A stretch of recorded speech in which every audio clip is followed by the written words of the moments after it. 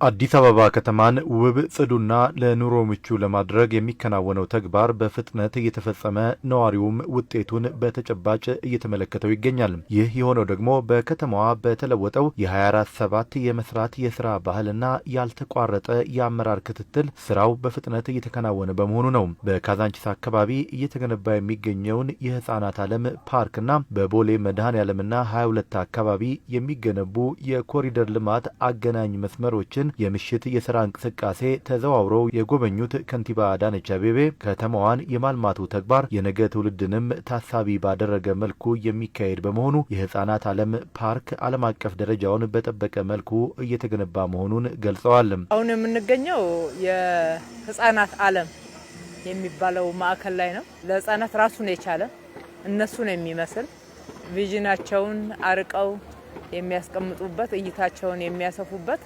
ማዕከል ነው እየተገነባላቸው ያለው። ከ5 ሄክታር በላይ ነው አሁን የምንገኝበት ስፍራ። ለህፃናት ብቻ እየገነባ ነው ያለ ነው። በእኛ እድሜና ከኛ በፊት ባሉ ታላላቆቻችን የሰው ሀገር እያየን እየቀናን እየተቆጨን እኛ እንደዚህ አይነት ነገር ያልተገባን ሆነን የተፈጠርን እስከሚመስለን ድረስ ተሰምቶን ኖረናል።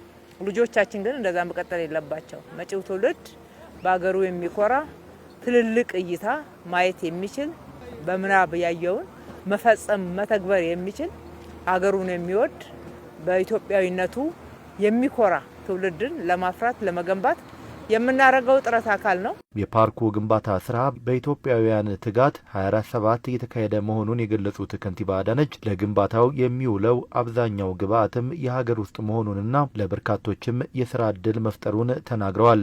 ስራውን ካየነው 24/7 ነው የሚሰራው። በ3 ሺፍት ነው የሚሰራው። አሁን የመካከለኛው ሺፍት ነው አሁን ያለንበት። ከዚህ በኋላ አዳር ሺፍት ይገባል።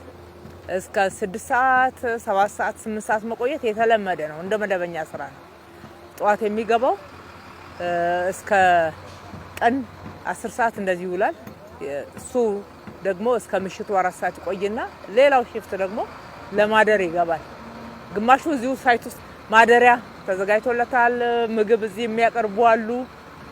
ከነሙሉ ልባቸው ጊዜያቸውን ሰጥተው ነው እየሰሩ ያሉት። የሚሰሩት እንደምታዩት ኢትዮጵያውያን ናቸው። የሚሰራው ግን በዓለም ላይ አንደኛ ደረጃ የያዘ መሰረተ ልማት ነው እየተሰራ ያለው። አንዳንድ ምርቶችን ከውጭ አምጥተናል። ሌሎችን ግን የኢትዮጵያ ምርቶች ናቸው። እዚህ ጋር ከምናያቸው ግራናይቶች፣ ሌሎችም የብረትና ተመሳሳይ ግብአቶችን እዚህ ከኢትዮጵያን ምርት ነው የተጠቀምነው። እየሰሩ ያሉ የኢትዮጵያ ልጆች ናቸው። በርካታ የስራ ዕድል ተፈጥሯል። ኢኮኖሚው በሚገርም ሁኔታ ተንቀሳቅሷል፣ ተሟሙቋል። ይሄ አንዱ ሳይት ነው።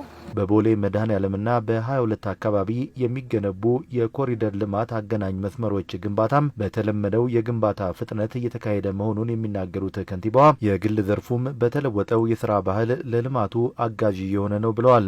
ወደ ቦሌ መድኃኔዓለም መስመር በመጠናቀቅ ላይ ያለ ቢሆንም ፕራይቬቱም እያንዳንዱ የግል ሴክተር በራሱ ህንፃ ላይ በራሱ አካባቢ ላይ ይሰራል። በተመሳሳይ ሁኔታ የኛን ሰራተኞች ያበረታታል። ወደዛ ብቻ ሳይሆን ውሃ ልማት እስከ ሩዋንዳ ድልድይ ድረስ ብንመጣ ተመሳሳይ ስራ እንቅስቃሴ እናገኛለን። ከእንግሊዝ ኤምባሲ እስከ ቦሌ መድኃኔዓለም ብናይ በዚህ ሰዓት ተመሳሳይ ስራ እንቅስቃሴ እናያለን።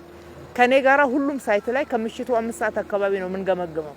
ጉብኝት የሚባል ነገር የለንም። የሚጎበኝ ነገር ሳይሆን የሚሰራውን ስራ አይቶ የሚቸግራቸውን በዛው በሳይት ላይ ተገኝቶ ውሳኔ መስጠት፣ ወደፊት አልሄድ ያለ የተቀዛቀዘ ካለ እንዲፈጥን መደገፍ፣ የጥራት ችግር ካለው ቶሎ ብሎ ብዙ ወጪ ሳይወጣ ሁለተኛ መስራትን ሳያስከትል ዛው ሳይት ላይ እየፈታን መሄድ፣ ተመልክተን አይተን ከነሱም የሚሰጡ አስተያየቶችን ሰምተን ውሳኔ የሚያስፈልጋቸው የቢሮክራሲ ወረቀት መጸጸፍ የሌለበት ነው።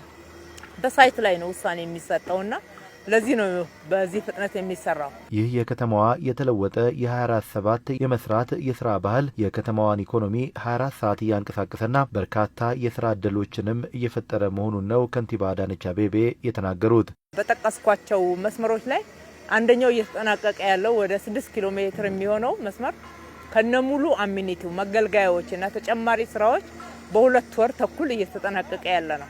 ሌሎቹም እንደዛው እየቀጠሉ ነው። 24/7 የምትሰራ ከተማ ናት። 24/7 የኢኮኖሚ እንቅስቃሴ ያላት ናት። ለከተማዋ ነዋሪ ብቻ ሳይሆን በርካታ ስራ መስራት የሚችሉ ኢትዮጵያውያን ወደ ከተማችን እየመጡ ብዙ የስራ እድል አግኝተውባታል።